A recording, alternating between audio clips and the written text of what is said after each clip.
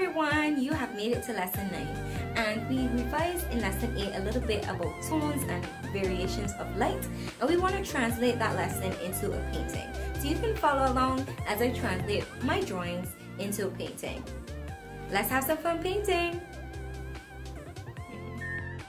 Alright guys, so for today's class, here is what you will need. We'll be drawing a bit, so you'll need pencils, markers, sharpener, and an eraser. You will also need, because we're going to paint too, you're going to need some paints, brushes, water, and don't forget to cover your surface. Alright, and with that, let's get this started. So we're going to talk about tones in paint. You can dilute your paint with just water to get a variety of shades of your color. Or you can add white or black, but we're just going to look at diluting it first.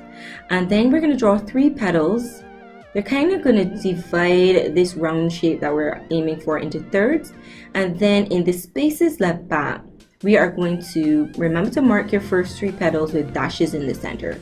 That's where your primary colors are going to be. Then separate each remaining space in half with a new petal. These are going to be your secondary colors.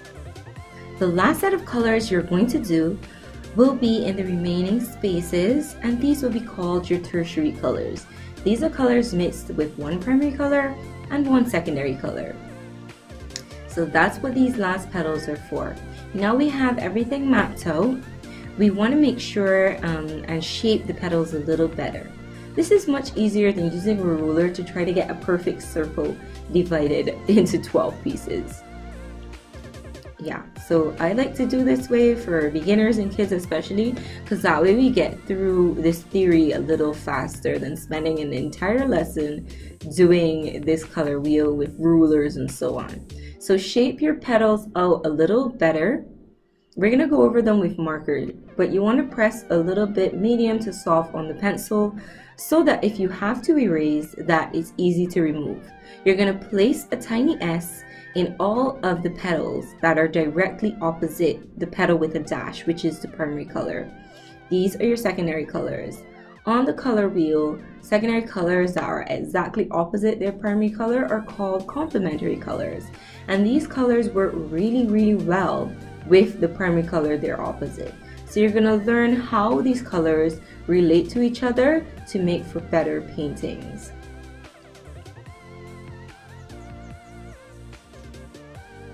Alright, so we're just tidying up and shaping our petals as best we can.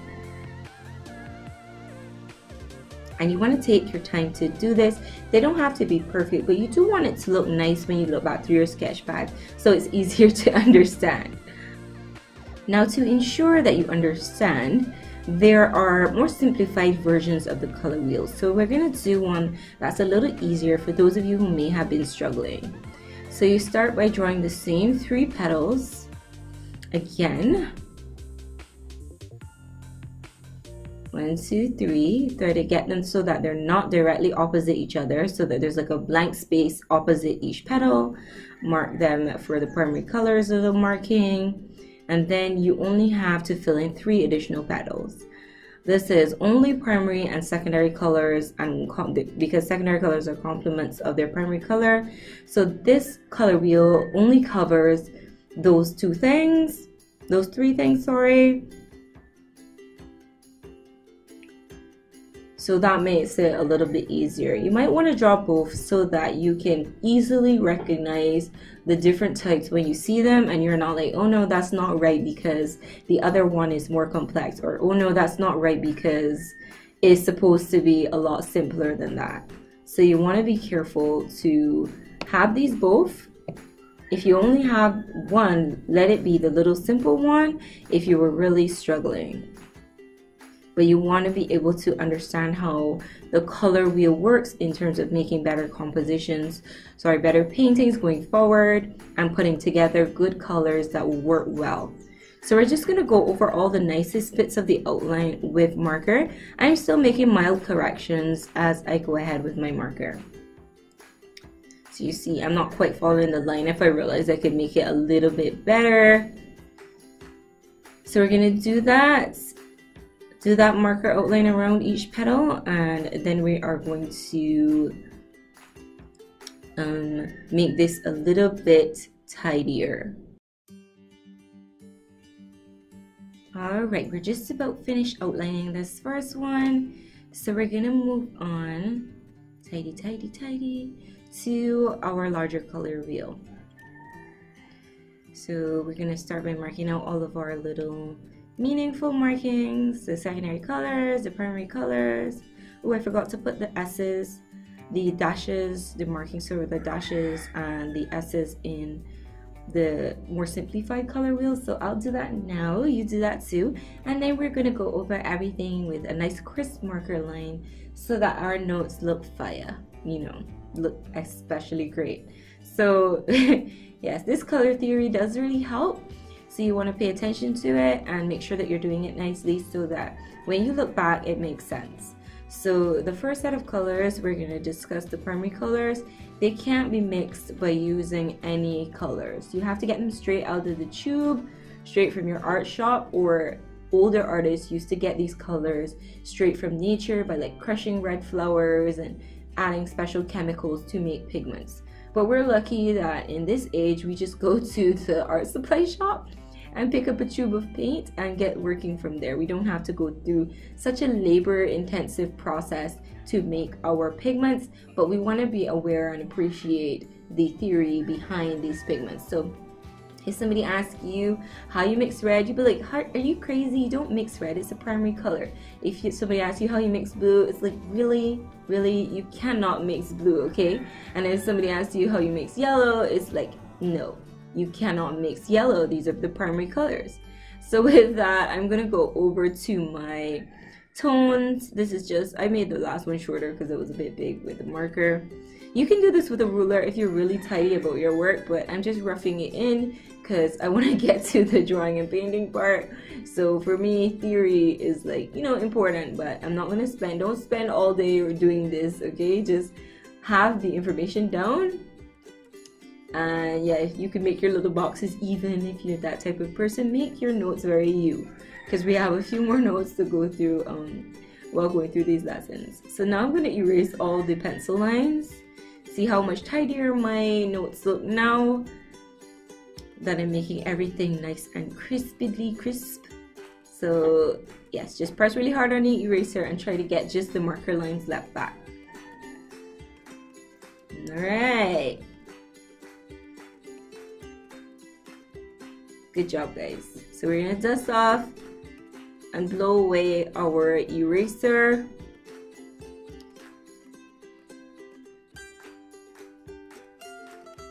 And I'm just gonna write the color wheel over my set of color wheels, so you remember, like, what is this?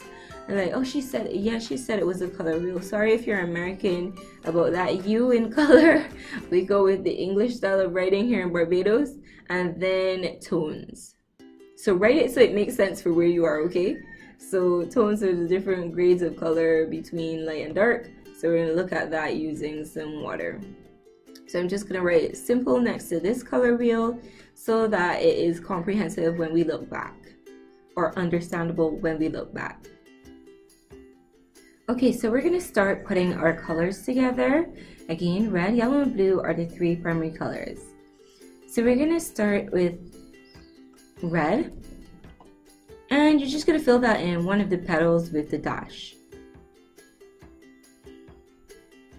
Okay. So again, we cannot achieve red by mixing any two colors together or any colors at all. This has to be derived from pigments in chemicals or in nature. So we'll leave that to the art supply shop. Okay? Alright. Then we're going to wash that brush out. And we're going to go to another primary color. So it has to be, again, one of the petals with the dash. And I'm using blue. Okay, so you cannot get blue from anywhere but that tube of paint. I just want to stress that. Anyone ask you how you mix blue, it's like, nah, there's no way. There's no way. Alright? And then lastly, after we wash out our brush one more time, you want to make sure it's really clean. we're gonna put yellow in the petal with the last dash. Okay, these are our 3 primary colors. Only 3 are primary is true. Excuse my singing.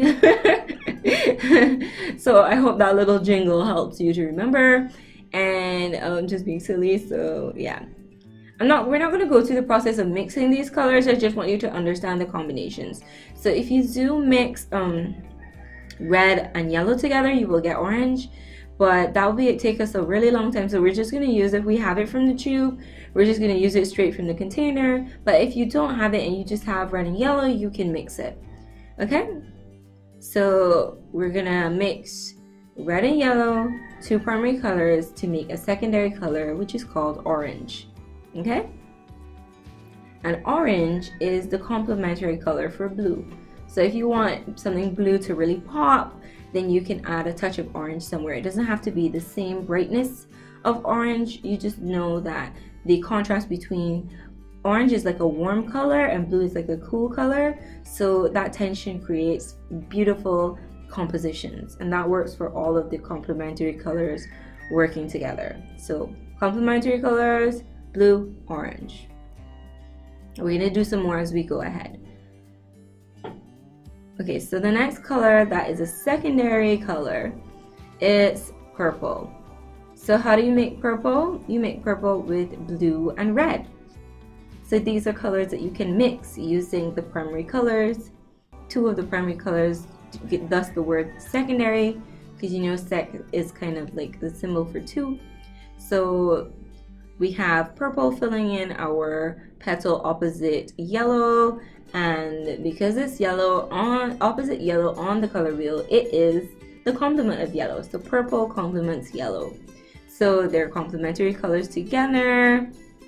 And if you live in Barbados, you'll know Chefette uses this in their marketing very well. For their uniform, it's very eye-catching because the 2 colors next to each other stand out. That's what complementary colors do. And lastly, for our secondary colors, we have green.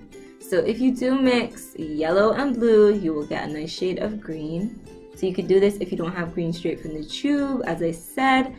And this color, you know, by Christmas, red and green work really well together for Christmas, and these are complementary colors. Yes. So if you add like a light green and a dark red, that might be even better for your contrast and to brighten your composition. And you'll notice that the complementary colors all have like a warm and a cool color. So that creates its own type of contrast. Contrast is like the difference, like opposites. So when opposites go together in a painting, they make for a really interesting visual, interesting thing to look at.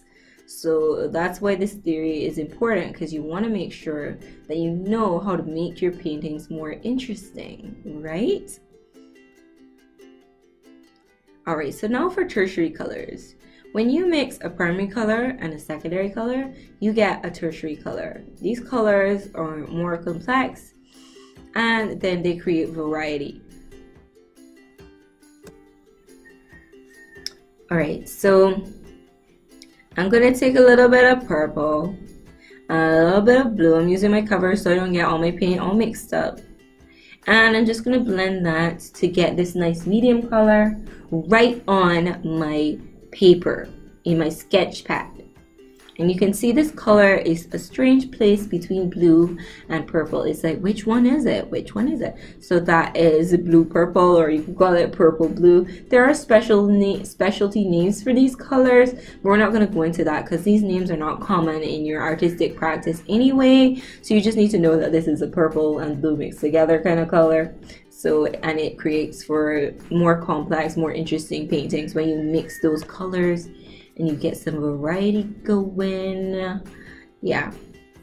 So I'm just making my blue a little bit sharper so that you can see everything a little better.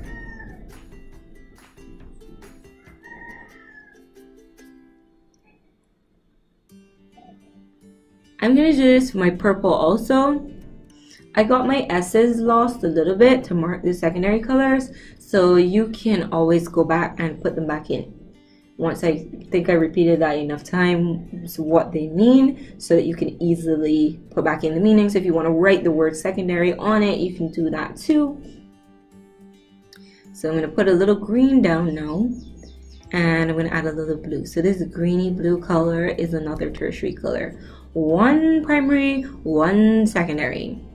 And you can see that my blue purple was opposite another petal for the orangey kind of color. So they have tertiary colors that they might work well with too. So you see it has like this weird but interesting emerald kind of color.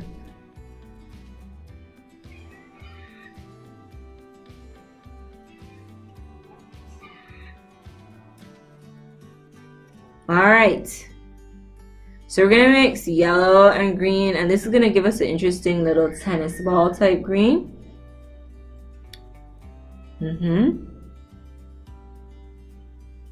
Take your time and try to stay inside your lines. I mean, this isn't a painting, but you don't want your notes to be too scrappy. So you see you have like a slightly brighter green by mixing those two colors together.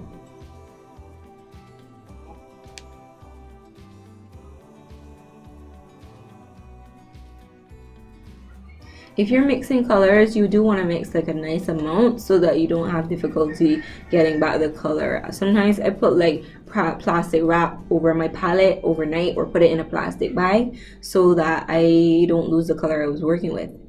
So again, we have like yellow orange by mixing yellow and orange together, and this gives us a nice lighter orange. All of these remaining petals that I'm working on right now are your tertiary colors, okay?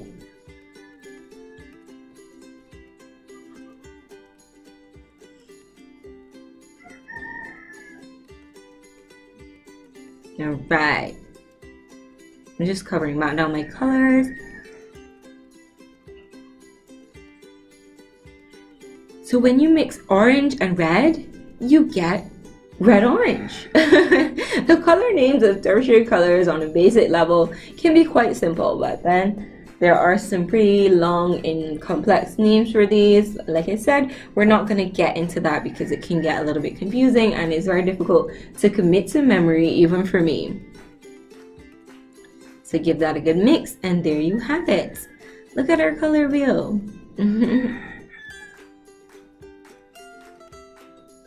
I'm just going to brighten red so you can see everything nice and finished.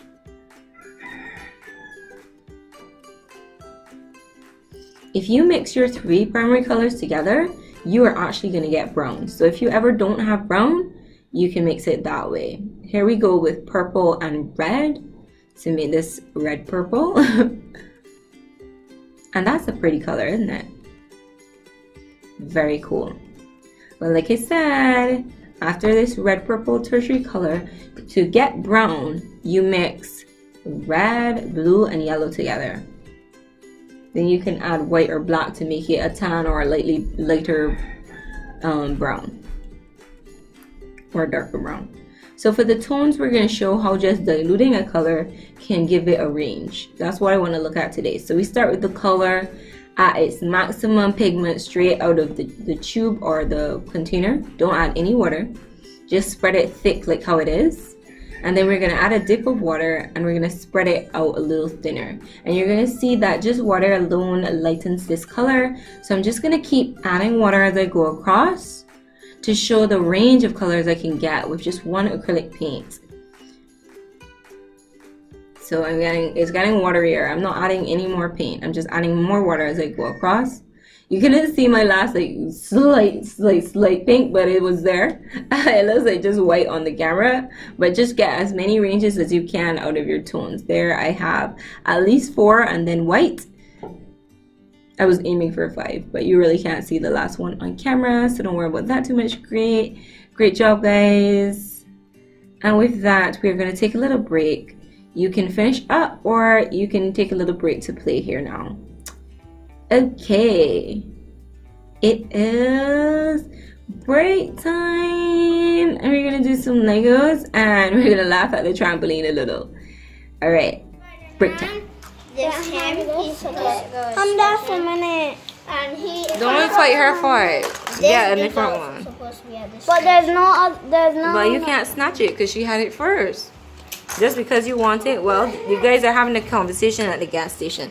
So I went to the mill today and I was working very hard. And then my car broke down, so I walked over here to see if it ran out of gas. What do you think, Mr. White Hat? I think you should get some water and put in your car. You think it's water that it needs? Or some gas. And then you put water in your car? Oh yes, you put water here for the radiator. Yeah. Because I thought you meant water gas. No. That's not good. Because sounds like an explosion. Yeah. And okay. He has a different face. And bring around the car, Shatura. Jill. Bring the car around the gas pump there. Oh, Cousin Larry brought the car. How is the car know, Cousin Larry? You think it wants some gas? Wait, look, Cousin Larry. Cousin Larry? He looks evil to be cousins. He's evil? No, he's a superhero, just saying. He's definitely Cousin Larry is bringing the gas. Look. And ha. Also a superhero, just saying. Show me the superhero. Look. Bring it closer. Here. He's cute. He's a superhero. He's a supervillain.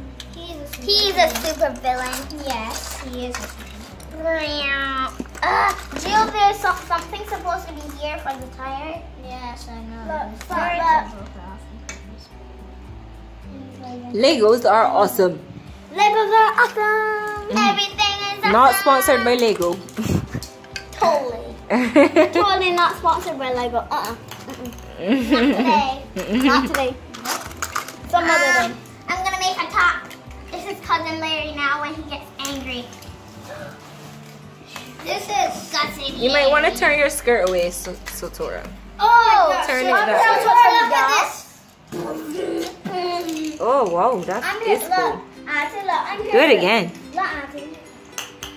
Ooh. You spin them and you can clash that one together. I'm going for some gas. That's how you make me fight. Let's see. This is Tara, you lost the piece. Find it. Yes. Tell us what to do, Simon. Simon says run around in a circle. You can still do this outside of the trampoline. So don't feel bad. Simon says jump up and down. Jump up. Simon says jump up and down. I'm jumping. Simon says wiggle your body. Simon says sit down. Simon says stand up and clap your hands. Simon says run and hug someone.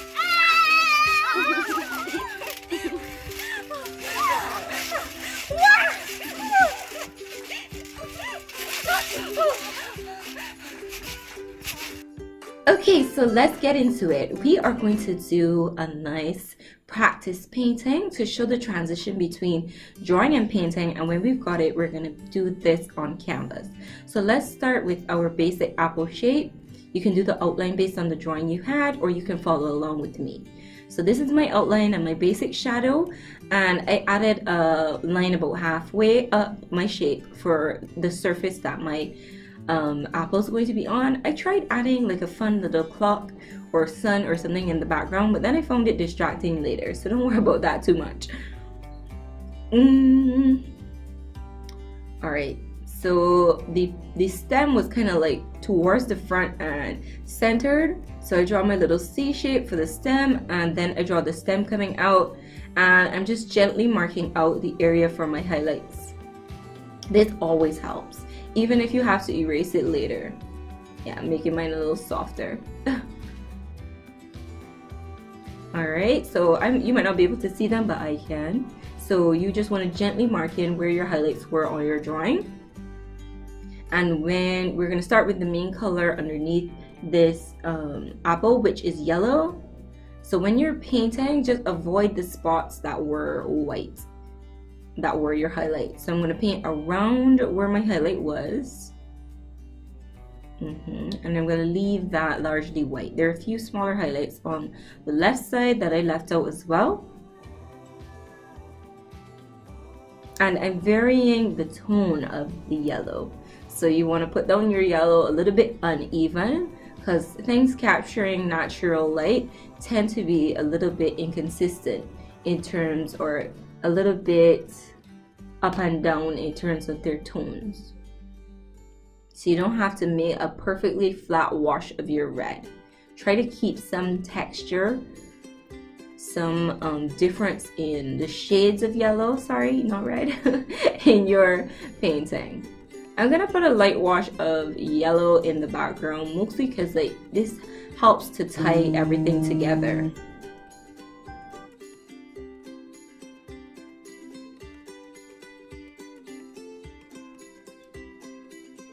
Some people might even do a wash of the color over the whole thing, but I just want to make sure my highlights were in place first, and this also helps to get rid of white, too much white in the background, distracting from my beautiful highlight.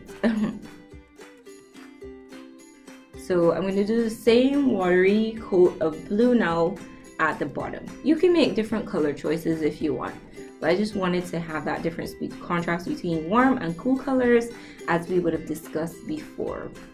So I mean, a little bit of another color could work too.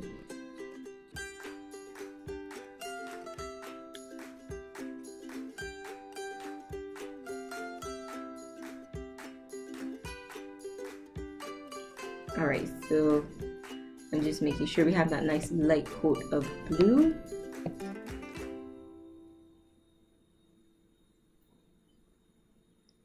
And then I'm going to go in now. See, I'm following the curve of the lines I had in my drawing. So from the center, it kind of bent out like this. So I'm coming from the center and I'm gently bending. I'm trying to avoid pressing the red hard in where the white highlight is. I'll go over it just a little bit, but I'm still trying to leave it generally white. So I'm going through it like when the brush gets drier of the paint, not when it's like fully loaded. So you can see just those few lines that follow the shape and the curve of the apple. Those curved lines coming out of the center are starting to shape the apple already. If you didn't have or see these on your original drawing, you don't have to put them in. So you can be referencing the drawing you did from our last lesson as well. If you didn't really do it, or you didn't like how it came out, you can just follow what I'm doing. So all of my little curves are like almost like if they're rays coming out of that central stem. And then they're curving going backwards.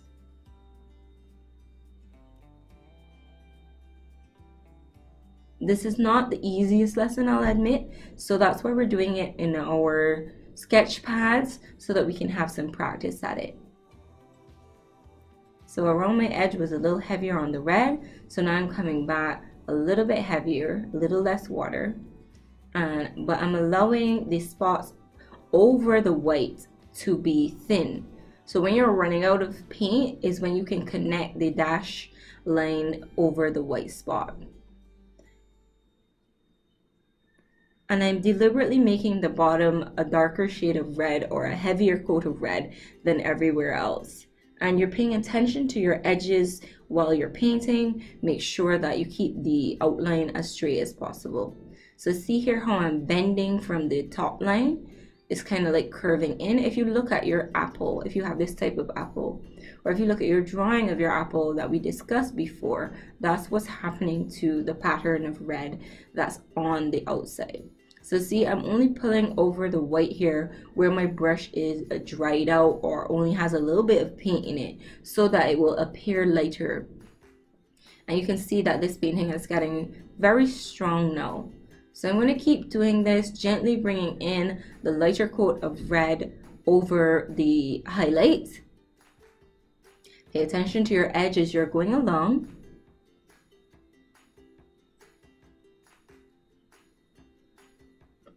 Alright. And see, I'm using the red paint very dry over the white and very rich over the areas that is going to be darker. So all in here in this indent is going to be a shadowed area, because this is like a little hole in the apple where the stem is coming out of. So all around it, I want it to be a heavier coat of the red.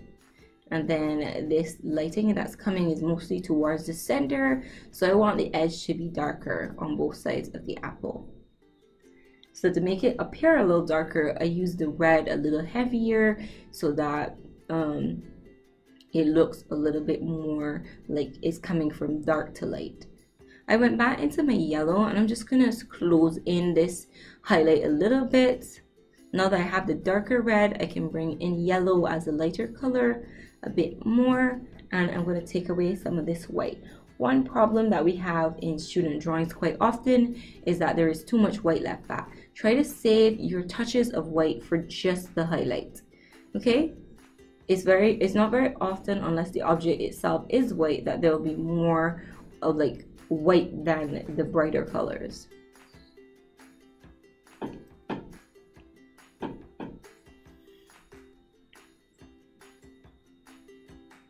Alright, so I'm going to take a little bit of purple, as we were talking about warm and cool colors, and I'm just going to use purple instead of black to create a shadow, because it's a cooler color than red, so it's going to be like going towards the darkness more.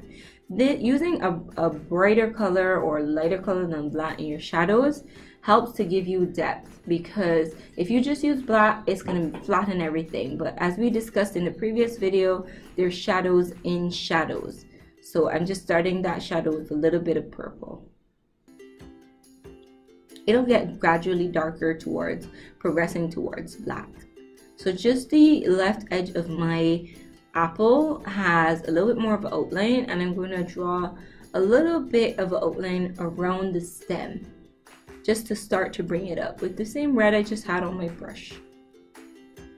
And you can see the shape of the apple is really starting to take form.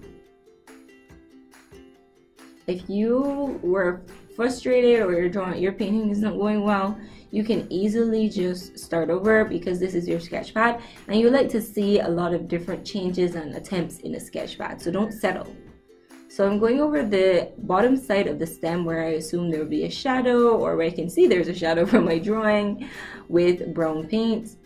I'm also going to go over that little crease that begins with the apple where the shadow starts for where the stem is coming out of. I added a touch of brown just on top my purple, not fully covering it, but again, we want that diversity in the shadows, especially in a painting. You don't need it to be an exact copy of the drawing. You want to use some of your knowledge to enhance the painting or make it better.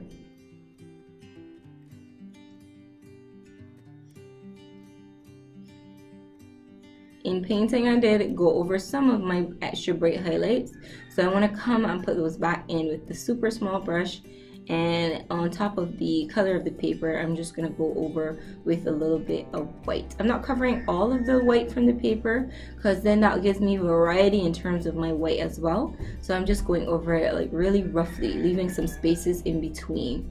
And then I wanted to add a touch of white to the back of the apple there for a highlight in the shadows. These are always very beautiful, and when you get more sensitive, you'll see them quite often. But I just put that in based on knowledge. I doubt it was in the drawing. So that happens as you practice up. You know what little additions you can make to enhance or make your drawing more interesting. So you can follow me along on that one. And then we have our black paint, and this is gonna really make our shadows pop and separate our apple from the table surface. So see what that does? That's like, wow, you really have to wait to put this in. And you don't want it, you could make it crisp just under the apple, but blend it out with a little water on top of that blue area. We did have a little blue shadow there first as well. See, these little things change the painting so much. So I'm going to use a little bit of black paint and just go on the inside of that brown marking I made. I'm not covering it completely. And then I'm going to go along the outer edge of the stem. Again, I'm not covering it perfectly or completely. And I drew an outline on the other side just to make that stem pop. This was done with a really, really, really small paintbrush. If at any point you're still working on something, I'm going ahead too fast, please pause the video. I went to green, and I'm not covering all of my white, I'm just adding a touch of green next to the brown that I had there before, because the stem had like a variation between brown and green. So I just want to put that in.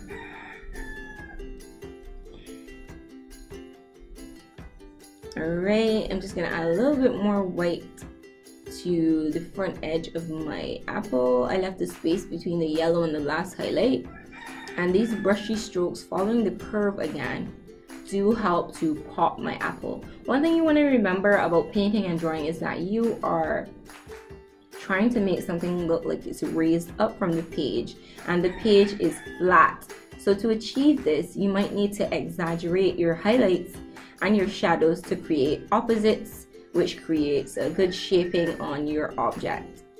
I'm just adding a little bit of a beige or white color to my background, so it's not quite so this is a tannish color. It's like a light brown, so it's not quite yellow anymore, because I want it to be a little bit different to my apple color. So this tannish color is going to help that quite a bit. Sorry about the rooster that's going in the background. I don't know where he came from. He's just all up in my video. Anyway, so you see now that's pushing back that yellow color so that my apple gets a little bit more focused. So I'm going to add a little bit of white on top of my background color just to tone down the yellow so it looks more light yellow, so that my apple can be a bit brighter than my background. So we're not trying to make the background completely white, we're just trying to tone it down.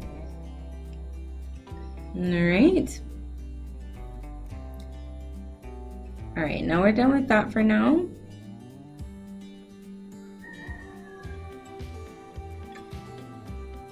Okay, so I'm just gonna add one little bit of red here close to the bottom, just to make my shadows a little bit richer all the way around. So I'm gonna use, these are dashed or dotted lines following the curve of the apple as I had before, but these lines, as you can see, they're not that heavy and they're not like fully consistent. Like I let them break almost like little dash lines and I let them fade out. So you don't want them to be heavy curved lines. As you can peep over and see on my drawing, they're a little bit patchy. I made my red in my painting a little bit richer than my drawing because I thought that works a little better. So in translating your drawing to a painting, you might see or consider these things. I added a little bit more black following the curve at the bottom, but it was a little sharp, so you know shadows come from darker to a little lighter as they move away from the object. So I'm just going to take some water. I just took some water and I blended out that edge. So again, adding water makes things a little lighter.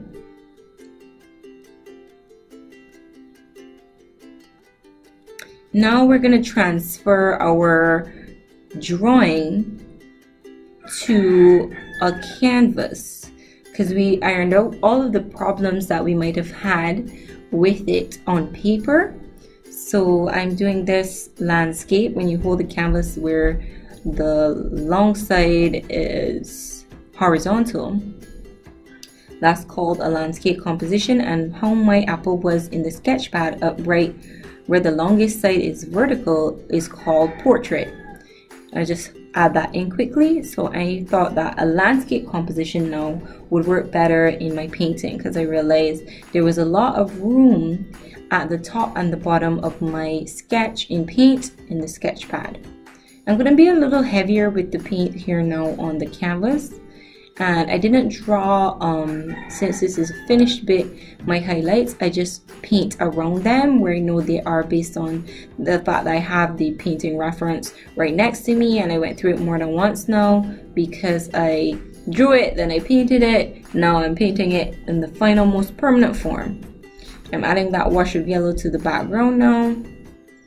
Since you did this already in your sketch pad, it should go really quick and have a lot less mistakes. Here now, while the yellow is wet, because canvas is a lot more workable than paper and I can be less careful in terms of my blending, etc., I added a little bit of that tan color to the yellow right away to make it a little bit less bright than my apple.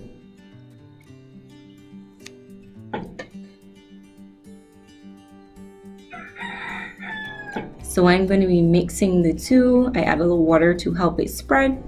I don't want my background still as heavy as my apple is going to be, because how thick the paint is also makes it look more like things that are thinner might be more in the distance, and richer, heavier, sharper things appear closer. So that's what I'm going for in terms of not strengthening the background and making it a super flat color, because I still want the finished work to look semi-realistic. Oh, I'm using the bottom of the brush to take some hard paint off of my white paint, and here you have, we're gonna do the bottom, which we did initially over there in blue. I think that is pretty good contrast, so I'm gonna continue that. And don't forget to wrap your blue around the side, being really careful as I go around my apple with this big brush. Copying or painting from your art teacher is a technique that has been used since like ancient times, because when you practice what they broke down already for you in terms of seeing, eventually you will start to see. So copying an artist's paintings and drawings or following along with them is still a really great way to learn. I put some blue in the indent where that curve will be, because blue is a really great way of starting a shadow. I use this a lot in my paintings. I use blue instead of black quite a bit, so where I know there's going to be a shadow, since I can get a lot more layers out of the canvas, everywhere where I know there's going to be a strong shadow, I put a little bit of blue. Alrighty then.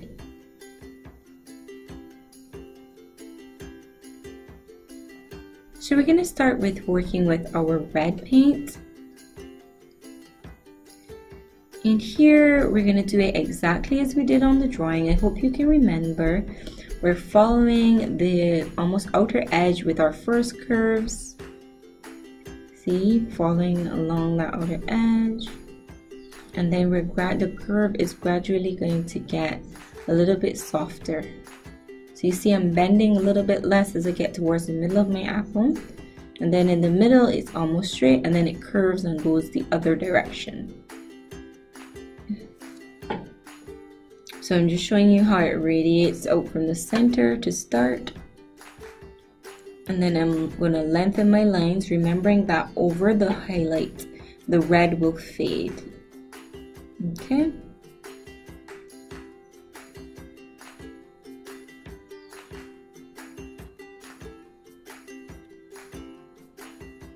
And when I work my red strokes over that dry blue, it automatically makes purple, because canvas can take a lot more mixing and a lot more blending than paper. So that's one of the qualities you want to be aware of. I made my indent sharper by adding a heavier coat of red, and like we were discussing, the thicker the paint is can also affect how light or dark it appears.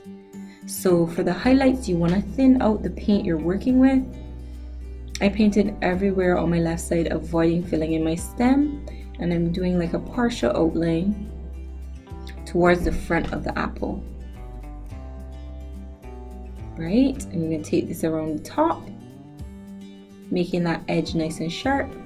And here towards the center, you see my strokes were a little bit straighter, and then they're going the other direction. So straighter, other direction. And you see how though the actual lines I use to make brush strokes help to shape the apple. So you want to pay attention to how you are curving your apple. See, I'm curving the opposite direction to the top here now. And I'm just making that red a little heavier for the shadows. This is acrylic paint on canvas, so I want to be a little bit tidier than I was on the paper, and I can work this painting with a few more brush strokes because the canvas is more durable. Alright,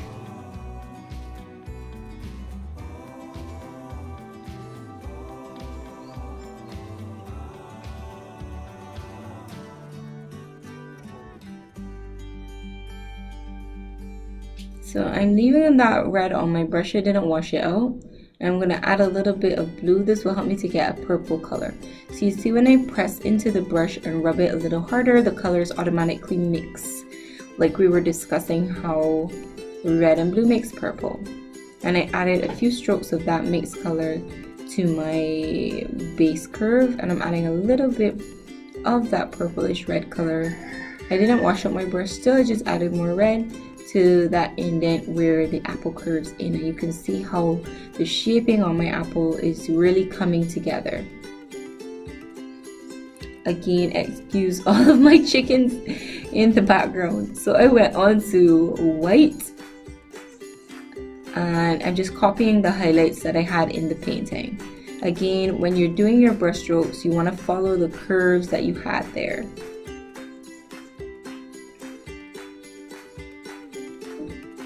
That little highlight I had in, and I'm just smudging it out with my finger so it's not too sharp. I do this a little bit more often than normal people, and I'm just bringing back up my stem with a white line. And no, the chickens aren't mine, they're just wild chickens from the neighborhood. They're just roaming around, and now we're all indoors, they're just taking over. It's like the dawn of the chickens out there. Anywho, so I'm taking that white and I'm going to go over my background just to soften this rich yellow tan color so it's not too distracting from my apple.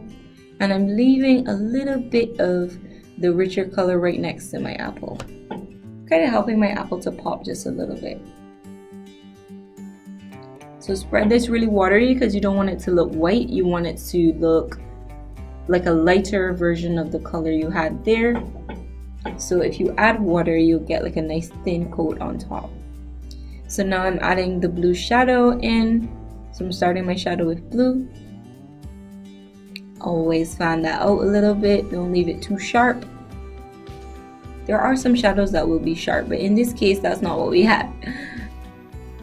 Okay, so we're gonna look at adding some shadow now.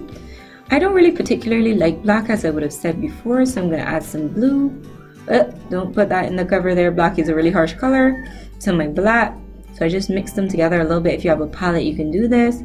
And I'm just spreading a nice sharp coat of the bluish black. My blue before wasn't dry yet, so this is a good mix underneath my apple to get a sharper shadow.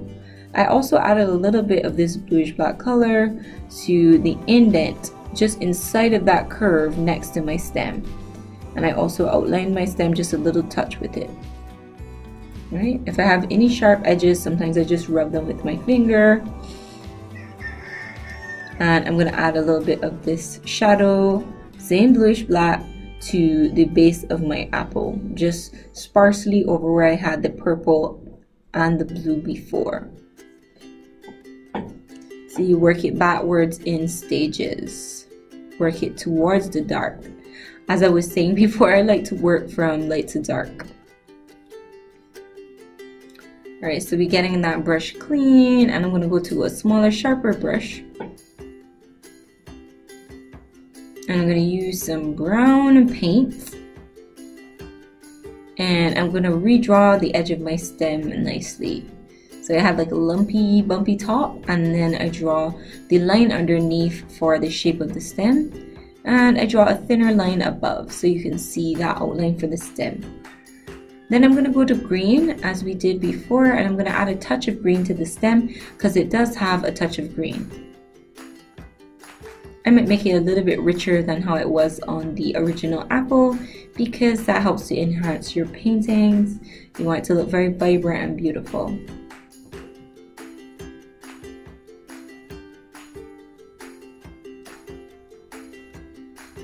Alright, that's looking good. So I'm going to go to white now, and I'm just going to highlight the upper edge of my stem with a kind of dotted white line. I don't need it to be too crisp or too perfect.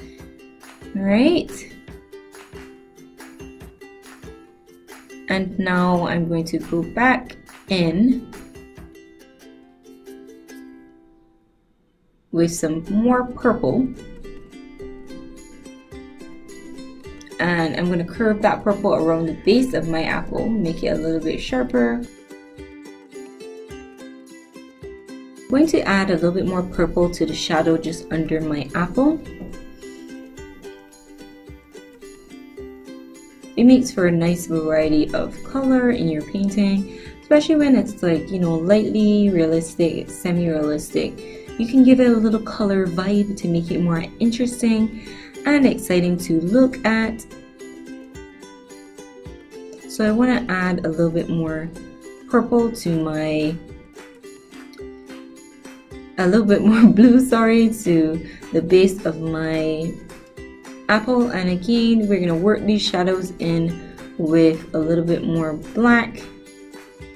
So mixing that blue and black. I just wanted to do this again to show you guys, because people do have trouble with blending shadows. Sometimes either they get too harsh or they can be too subtle. And I just added a little bit of that blackish blue to the inner curve of my indent for my apple. See, in the painting I'm making my shadows a little bit stronger. One, because the canvas is more workable, and two, because as a finished work of art, I feel as though it would make my painting stronger.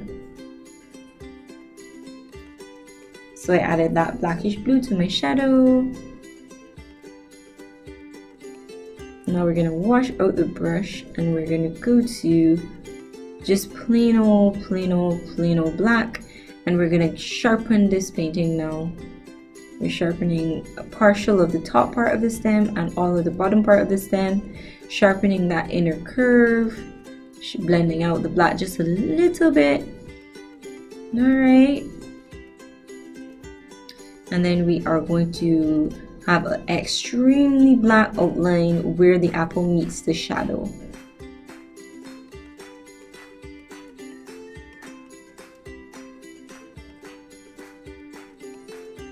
Alright, that was pretty sharp. And then you can sign your name, because we are pretty done. Wash out your brushes. I hope you guys learned something today. And there is it all finished close up. And you can see it in comparison to the drawing. Alright. And then we can reflect on this progress, coming from the sketch to the first watercolor painting to the second finished painting in acrylic paint. Okay, so thank you so much as always for participating, and I look forward to seeing you guys complete our next video. Send me your pictures, let me see how you guys are doing, and I will happily offer my feedback. Thank you so much, and have a great day, guys. Until next time, when next I see you guys, and I hope you're learning a lot and that these videos are strengthening your artistic ability overall. Bye.